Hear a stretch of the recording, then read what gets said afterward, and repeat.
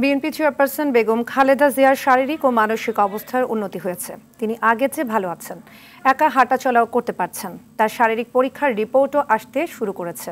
সব রিপোর্ট হাতে পাওয়ার পর পরবর্তী চিকিৎসার বিষয়ে সিদ্ধান্ত নেবেন চিকিৎসকরা। বিস্তারিত জানাচ্ছেন নাজিফ ফরাইজি।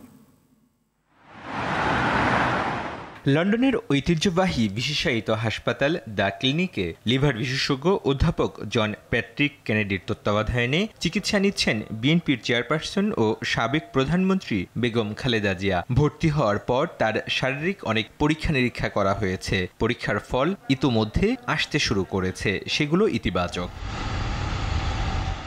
বেগম জিয়া বিভিন্ন মেডিকেল কার্যক্রমগুলি ওনার রিপোর্টগুলি কালেকশন করা হচ্ছে এবং ওই রিপোর্টগুলি আসার পরে নেক্সট ওনার চিকিৎসাটা কোন দিকে আগাবে, স্টেপটা কি নেওয়া হবে, এটা লন্ডন ক্লিনিকের ডাক্তাররা ওনারা সিদ্ধান্ত গ্রহণ করবেন।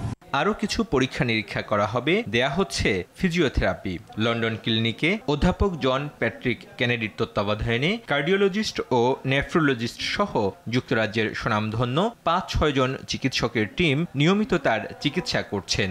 সব পরীক্ষা নিরীক্ষার ফল পাওয়ার পর ২-১ দিনের মধ্যে পরবর্তী করণীয় নির্ধারণ করা হবে বলে জানান খালেদা জিয়ার ব্যক্তিগত চিকিৎসক অধ্যাপক ডাক্তার AZM জাহিদ হোসেন।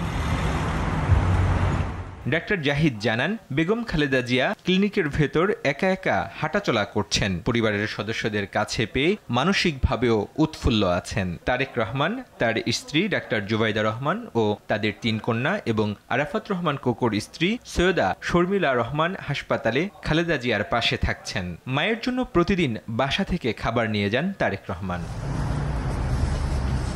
উন্নত চিকিৎসার জন্য খালেদা জিয়াকে গত ৮ই জানুয়ারি লন্ডনের দ্য ক্লিনিকে ভর্তি করা হয়। নাজিফ ফরাইজি, RTV, ঢাকা।